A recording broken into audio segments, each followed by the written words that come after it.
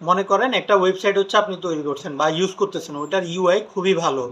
যখনই হচ্ছে আপনি ক্লিক করতেছেন ওটার ডাটা শুধু লোডই হচ্ছে, ডাটা কিন্তু আসতেছে না, বা ডাটা লোড হইতে অনেকটা হচ্ছে সময় নিচ্ছে। বা হতে পারে আপনি হচ্ছে সেম ডেটার উপরে বারবার ক্লিক করতেছেন, বাট এটা বারবারই হচ্ছে লোড হইতে একটা সময় নিচ্ছে। এই ধরনের সমস্যা কেন হয়ে থাকে বা এটার প্রতিকার কি?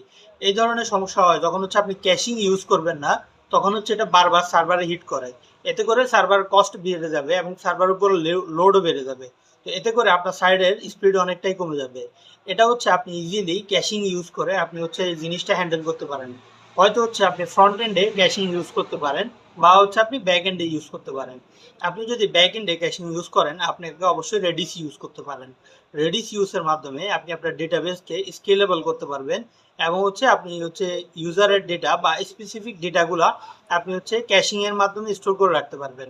অর্থাৎ ইউজার হচ্ছে একটা 60 সেকেন্ড বা হচ্ছে একটা লিমিটেড টাইমের মধ্যে বারবার যদি ওই ডেটা হিট করে এবং ওই ডেটার মধ্যে যদি কোনো পরিবর্তন না হয়, তাহলে হচ্ছে ইউজার বারবার হিট করলো এটা সার্ভারে হিট করবে না, আপনি ক্যাশিং থেকে ডেটা দেখাতে পারবেন। এতে করে আপনার ডেটাবেজের উপরে চাপ আপনি অনেকটাই কমাই ফেলতে পারবেন। এতে করে আপনি আপনার সাইটের স্পিড অনেক বেড়ে যাবে, এবং হচ্ছে আপনার সাইটটা অনেক অপটিমাইজ হবে এবং আপনার সার্ভার কস্টটাও অনেকটাই কমে আসবে।